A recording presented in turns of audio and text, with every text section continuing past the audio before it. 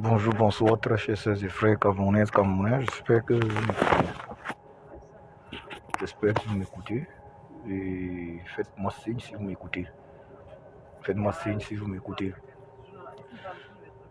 donc bonjour, bonsoir, très chers sœurs et frères camerounais, un bonjour, bonsoir aux sœurs et frères africaines et africains. Est-ce que vous m'écoutez? Faites-moi signe si vous m'écoutez, vous qui êtes dans le direct, dans le vidéo, faites-moi signe si vous m'écoutez. Faites-moi signe si vous m'écoutez. Est-ce que vous m'écoutez? Est-ce que vous m'écoutez? Écrivez oui ou non. Est-ce que vous m'écoutez? Le volume est-il bon? Faites-moi signe. Est-ce que vous m'écoutez? Oui ou non? Est-ce que vous m'écoutez? Oui ou non? Est-ce que vous m'écoutez dans la vidéo? Vous qui êtes déjà connectés, est-ce que vous m'écoutez? Oui ou non? Je vous invite à partager massivement cette vidéo. Partagez-la massivement. Voilà, ok, c'est bon, super. Voilà, donc merci Savi et ta main, tu dis que c'est bon, super. Là, on va avoir une petite conversation. Ouais, super. Diderot Chansi. Donc, bonsoir Savi et ta main, bonsoir Diderot Chansi, bonsoir à tous ceux qui sont connectés dans cette vidéo. Donc, nous allons un tout petit peu causer. Déjà, je voudrais faire état de ma grande joie en tant que Camerounais depuis avant-hier. Parce que le Cameroun a gagné. Le Cameroun a gagné, il faut le dire clairement. Le Cameroun a gagné. Peut-être certains ne le savent pas, mais le Cameroun a gagné. Voilà, donc moi, Djoko Christian, je le dis. Et je ne le dis pas déguisé, voilà mon visage. Le Cameroun a gagné. Le Cameroun a gagné hier, avant-hier, que dis-je. C'était la victoire des Lions indomptables du Cameroun. Voilà. Leur victoire est en réalité la défaite des Lions du vieux Colombia Paul. Il faut le dire clairement. Le Cameroun a donc gagné. Comment est-ce qu'on pouvait imaginer une seule seconde que pendant que nos sœurs et frères meurent dans le Nozo, certains tapent sur un ballon, et pour eux, c'est là où la vie s'arrête. On parle d'un génocide dans le Nozo depuis 2016. En 2017, le Cameroun a remporté la CAN. Oui, 2017. Le Cameroun a remporté la CAN. Mais est-ce que la CAN là a empêché le vieux colon Biapol et ses créatures de continuer de massacrer nos sœurs et frères du Nozo? Est-ce que la CAN de 2017, remportée par le vieux colon Biapol, l'a empêché de réaliser un coup d'état électoral ou hold-up électoral en 2018?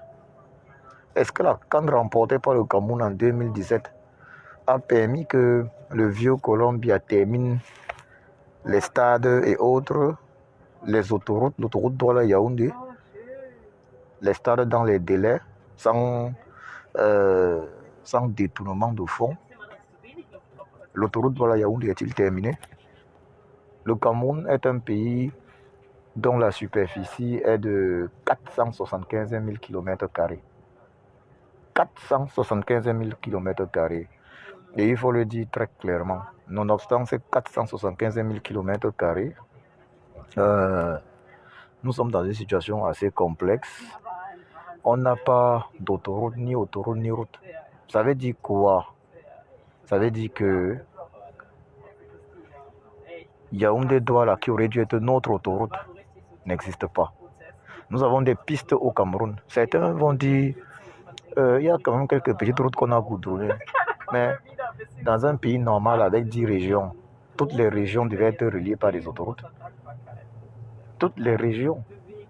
Le Cameroun, Yaoundé devait relier la capitale du Gabon, Libreville, par autoroute. Yaoundé devait relier la capitale de Guinée équatoriale par autoroute. D'ailleurs, même il suffit d'arriver à Kiousi pour diviser. Yaoundé devait relier Bangui, dans la capitale de la République centrafricaine, par autoroute. Yaoundé devait relier Pointe-Noire. Il devait relier Pointe-Noire par autoroute, c'est vrai. Que vous parlez au sens, mais par autoroute. Pointe-Noire, la capitale au Congo, Brazzaville. Yaoundé devait relier évidemment N'Djamena par autoroute. Partant Yaoundé pour Maroua, Koussiri. Et lorsqu'on est à Koussiri, on est déjà au Tchad. Parce que Koussiri et N'Djamena, ce sont des villes jumelles. Donc un bonsoir à Jean-Désiré Kamini, Prési. Oui, l'insoumission s'impose. Voilà. Donc cette défaite, il faut le dire, permettez-moi de vous le dire, c'est une victoire pour le Cameroun. C'est ceux qui ont perdu, c'était les Lions de Bia. C'était les Lions du vieux Colombia qui voulaient se moquer des autres Camerounais. Vous trouvez normal qu'on joue une Coupe d'Afrique où il faut l'armée pour protéger les joueurs des équipes adverses qui partent jouer dans une ville, à Limbé? L'armée devait protéger les joueurs de l'équipe adverse. Et ces gens-là ont osé dire que le Cameroun était en paix. Lorsqu'on voit des Camerounais, après la défaite, des Camerounais vraiment... des Camerounais, quoi qu'il en soit, Sardina, parce qu'un Tontina ne peut pas faire ce que nous avons vu faire là. Hein? Salir l'image du Cameroun à ce point. Des Camerounais, après la défaite des Lions de Bia, décider que personne ne quitte le stade Olympique, que la coupe reste sur place au Cameroun. Lorsqu'on voit ce genre d'ineptie là, vous comprenez que voilà là où le football nous a amenés. Voilà là où le football a amené les Camerounais. Ça veut dire que les Camerounais sont disposés à se lever pour ce qui n'est pas important. Pourtant, il y a les prix des denrées alimentaires qui ont augmenté de façon drastique. Les prix des produits de première nécessité ont augmenté de façon drastique, mais on retrouve des idiots, Sardina camerounais, pour demander à ce que le stade soit bloqué, que personne ne sorte. Quelle est cette idiotie-là? Finalement, même on va penser que idiotie est synonyme de camerounais. Parce que cet état d'esprit de la sardine, c'est de l'idiotie à outrance. C'est le maximum, c'est le point culminant. C'est le point culminant de l'idiotie. Je le redis, moi, du coup, Christian, je le redis. Cet état d'esprit de la sardine, c'est le point culminant de l'idiotie. Ouais, normalement, chaque être humain est intelligent. Mais il y a des actes que certains êtres humains posent et puis on comprend que c'est l'idiotie. Donc, un bonsoir à Pierre Faumeté. Ouais, bonsoir à toi. Partagez cette vidéo.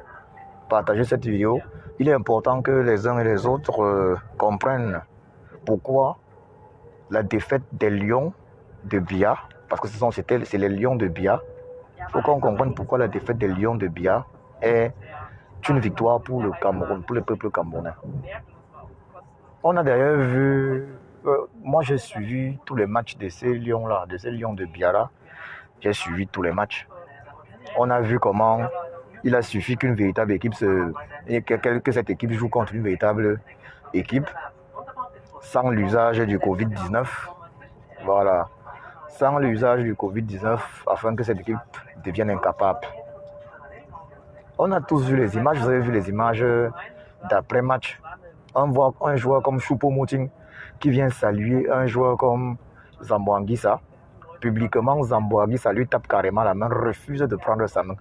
Alors que Choupo-Moting était en train de saluer tous les joueurs, y compris les joueurs égyptiens. Il saluait tout le monde. C'est comme ça que ça se passe à la fin du match. Mais quand on voit un Zambo Anguissa, il va me falloir vous faire voir cette vidéo-là dans un autre live, peut-être ce soir ou demain. On montre bien comment Choupo-Moting vient pour consoler tout le monde, pour saluer tous les joueurs après la défaite. Zambo Anguissa lui pousse la main. Mais on comprend bien pourquoi Choupo-Moting n'a même pas joué ce tournoi. Un joueur de la trempe de Choupo-Moting de son acabit. Aucun joueur au Cameroun n'a le contrat de Choupo-Moting. Aucun joueur n'a son contrat. Aucun joueur n'a joué dans les clubs où il a joué.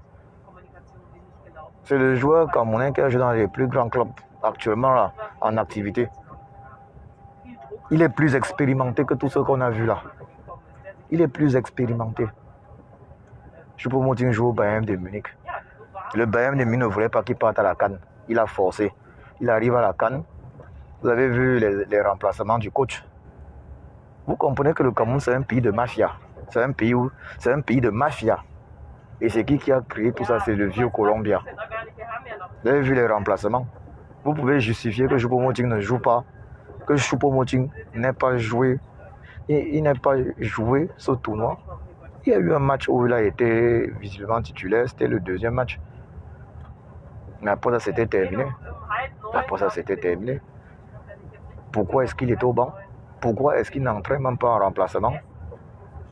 Pourquoi une demi-finale comme celle-là, Choupo-Moting n'entre pas en remplacement, on fait entrer d'autres joueurs?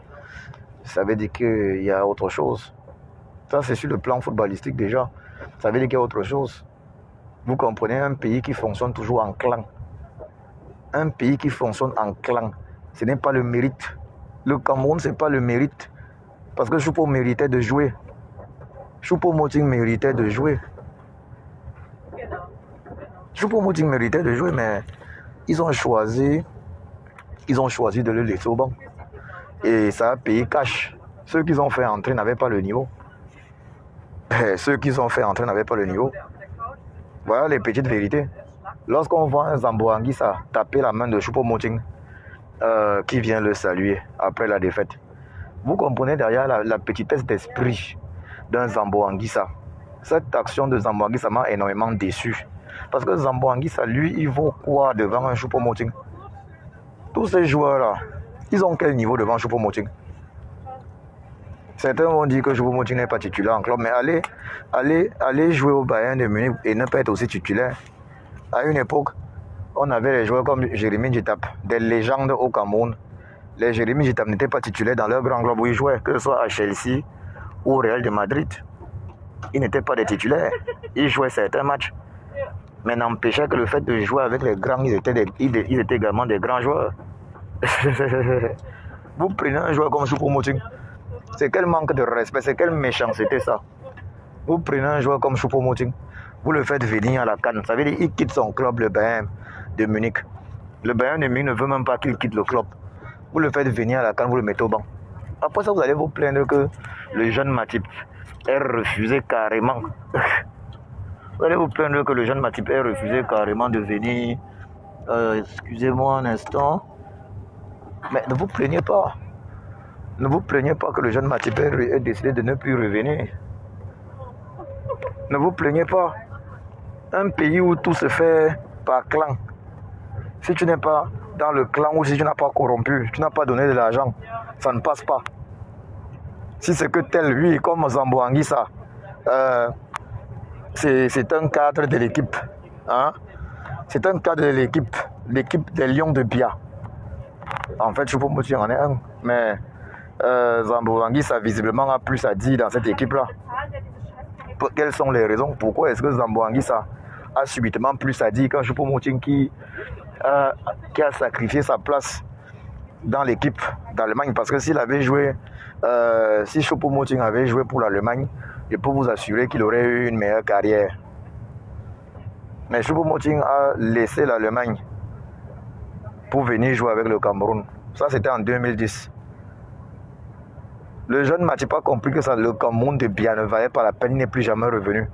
Choupo-Moting a continué. Donc, j'ai dit à Choupo-Moting que mon petit frère Choupo-Moting, tu es responsable de ce qui t'arrive. Tu es parti signer les pactes avec la sardine et tu as vu l'humiliation. Même en public, on t'humilie. Tu veux saluer un joueur de l'équipe, il te repousse comme un chien. Hein, mon petit Choupo-Moting? Tu veux saluer un joueur de l'équipe, il te repousse comme un chien. On a les images, on a vu les vidéos. Oui, mais tu as fait preuve de grandeur, tu es passé, ça c'est bien.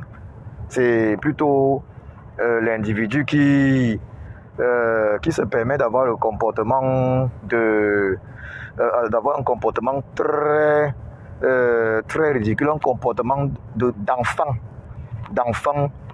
d'école maternelle ou même peut-être d'école primaire. Parce que ce que Zambo Anguissa a fait, je suis désolé, moi c'est le lieu de s'interroger en réalité sur son niveau de maturité. Je pense que ce Zambo Anguissa doit avoir au moins 25 ans. Il a au moins 25 ans, il a entre 25 et 30 ans.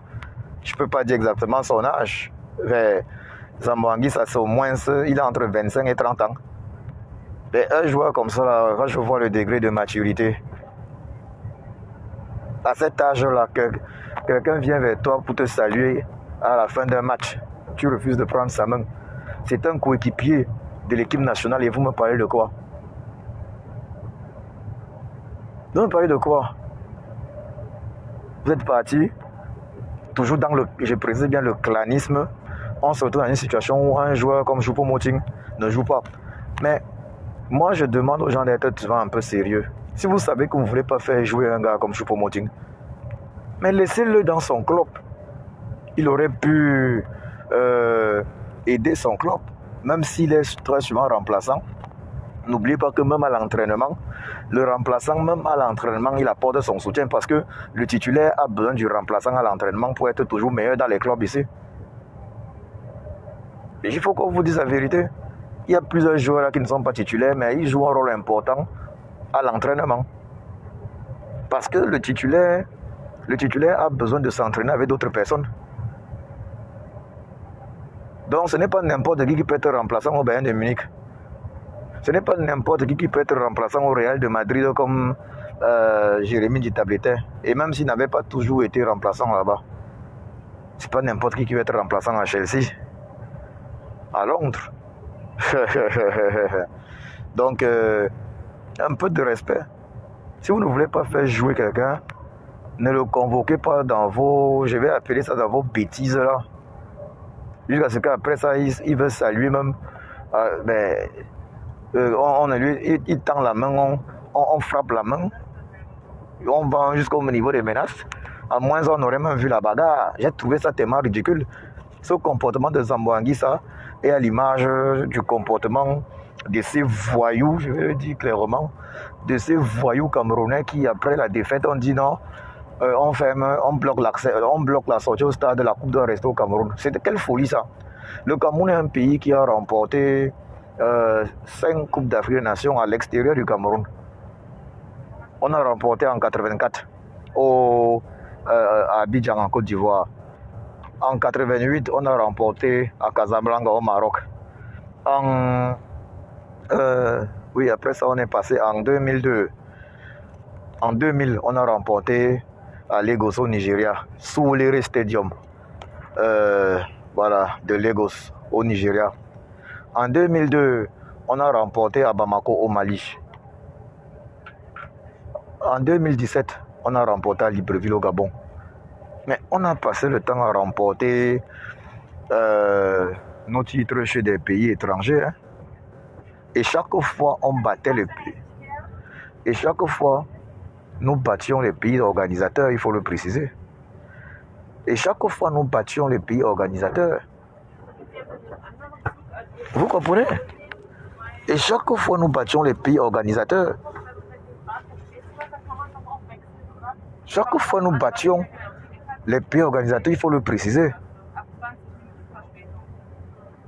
Et donc, c'est le lieu de s'interroger, de se demander, ça se passe comment qu'un pays qui a toujours gagné chez les autres, le jour où les autres viennent gagner chez lui, il dit que non, la coupe ne doit pas sortir, la coupe doit rester. Mais ça, c'est une question que nous devons nous poser. Et ça, le régime de Yaoundé laisse. Je vais vous dire ce qui est encore très grave dans cette CAN. Lors de cette CAN, le régime de Yaoundé a soutenu, le régime Bia, le régime du vieux Colombia, a implicitement soutenu les dérives, les graves dérives de certains sardinats, je veux dire, de certains sardinats que je dirais d'ailleurs, oui, ils sont en fait anti-patriotes parce que ces sardinats ont mis en danger la communauté camerounaise en Côte d'Ivoire. Ils ont mis en danger la communauté camerounaise en Côte d'Ivoire par leur comportement, par leurs actes, par leurs déclarations sur les réseaux sociaux. Ils ont même mis en danger les lions indomptables en Côte d'Ivoire parce que, il faut le dire, la prochaine Coupe d'Afrique des Nations, c'est la prochaine Coupe d'Afrique des Nations, c'est en 2000. Il y a un moment quand il y a la prochaine Coupe d'Afrique des Nations, c'est en 2023. C'est en 2023 au. C'est en 2023. Voilà. Comme je disais tantôt un instant, la prochaine Coupe d'Afrique des Nations, c'est en 2023 au... On appelle le pays là comment un instant. S'il vous plaît, attendez juste une seconde là, le temps que je gère un peu mon ticket de train ici. Moment quand Scotia, chaud le das. Attendez un instant s'il vous plaît. Voilà. Donc, moment quand Scotia, yep. I got it yet? No. Tata evite runtergeladen. Bandboom wird bestätigt. Moment. Un instant, s'il vous plaît.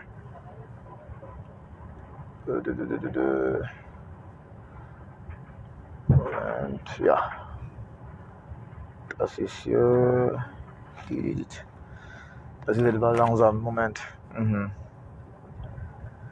Also, warum ist das so langsam? Ganz gut. Un instant, s'il vous plaît. Ja, ich habe ganz gut, vielleicht habe ich hier Netzproblem. Ich bin doch im WLAN hier eingebunden, Netzwerk anmelden. Ja, ja, das sollte ich machen. Ja. Un instant, s'il vous plaît. Je dois montrer mon ticket rapidement avant de vous rejoindre. Un instant, s'il vous plaît. Voilà. Yep. Voilà. Jetzt, das wird klappen.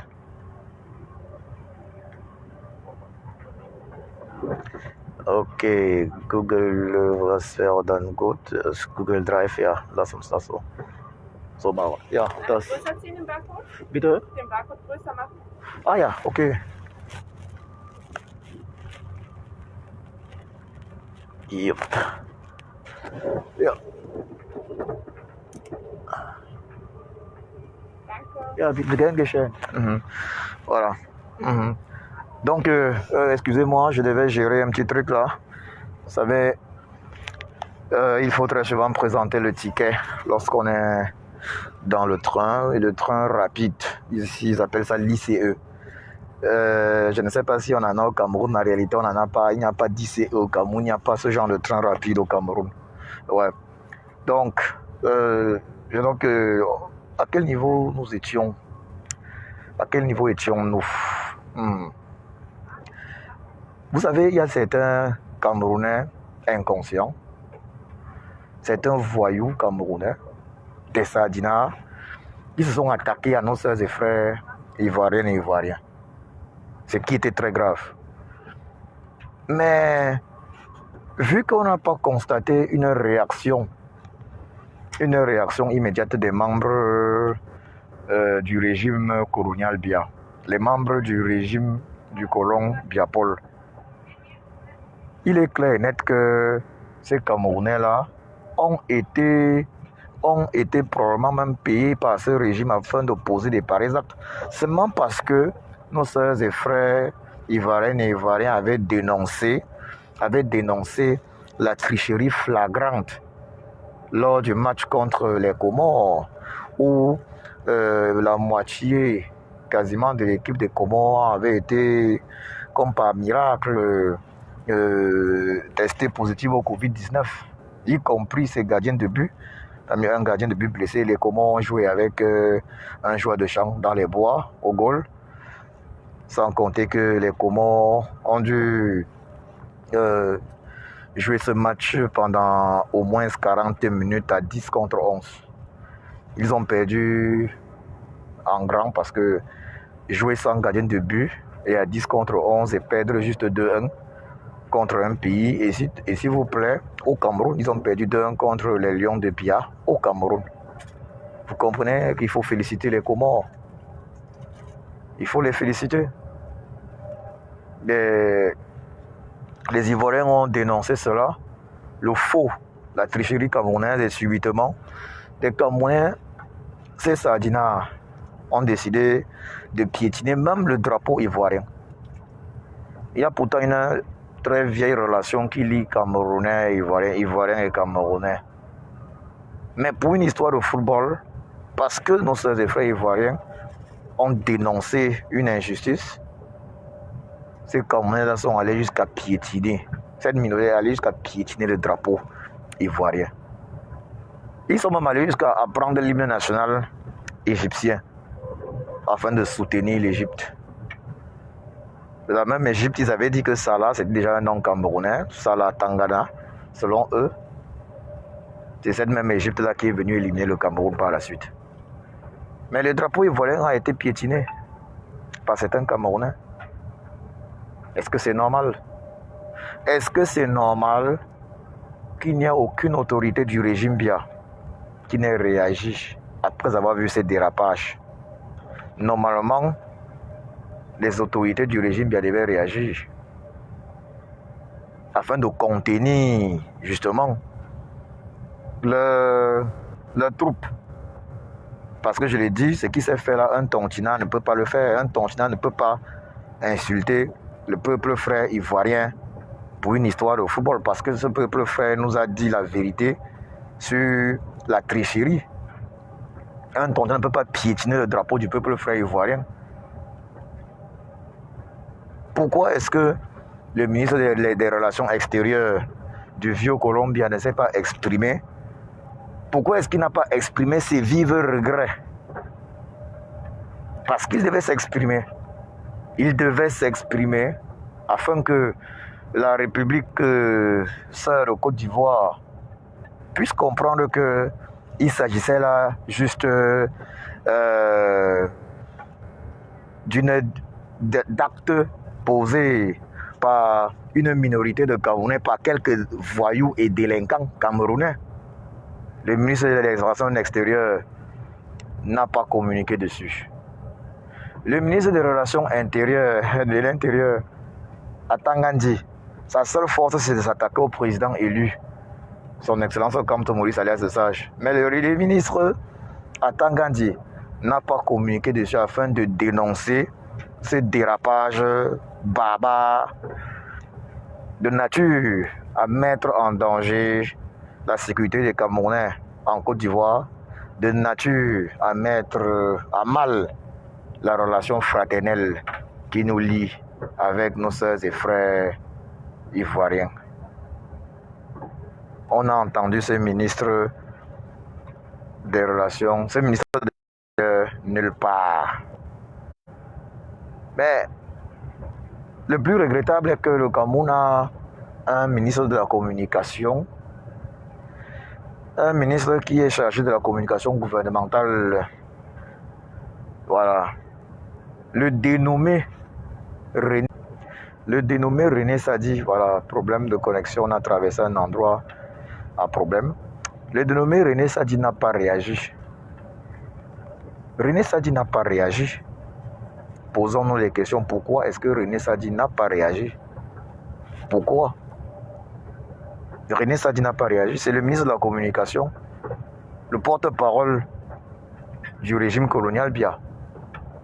Il était censé prendre la parole et dire à nos sœurs et frères ivoiriens et ivoiriens et dire à la communauté nationale et internationale que ces actes isolés de quelques voyous, voilà, de quelques voyous et drogués n'avaient aucun rapport, aucun lien avec la façon de faire des Camerounais.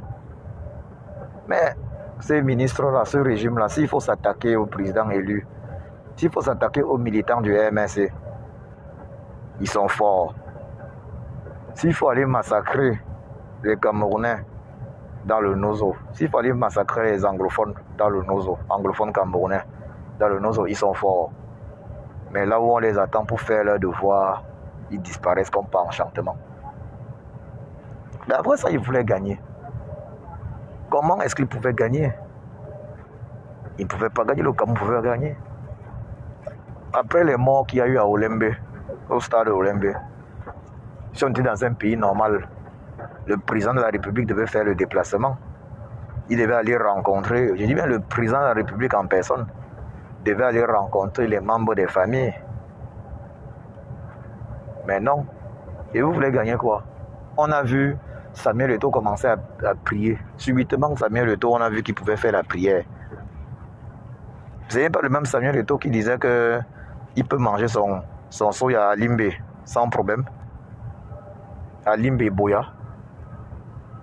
Donc pour le football, Samuel Eto'o peut faire la prière. Pour le football, les gars font la prière. On demande à ces gens-là de dénoncer les massacres dans le Nozo, le génocide dans le Nozo. Dénoncer l'existence au Cameroun de nombreux prisonniers politiques.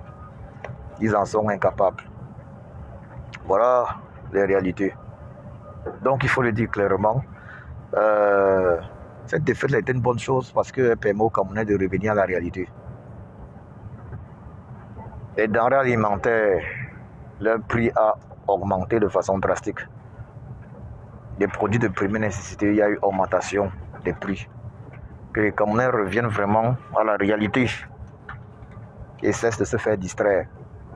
Le football a fait croire aux Camerounais qu'il valait quelque chose en Afrique, qu'il valait mieux que certains. Regardez un pays comme la Tanzanie. Certains sont souvent même tentés de croire que la Tanzanie, c'est un plus petit pays que le Cameroun. Je dois rappeler que officiellement, le Cameroun, c'est 26 millions d'habitants, tandis que la Tanzanie, elle, officiellement, c'est 57 millions d'habitants. Donc 53 ou 57 millions d'habitants. La Tanzanie est légèrement plus peuplée que le Kenya. Ben, c'est un pays que les Camerounais ont tendance à mépriser. Quand je dis mépriser, c'est pour dire les Camerounais ont cru que jouer au football, c'était ça qui construisait un pays.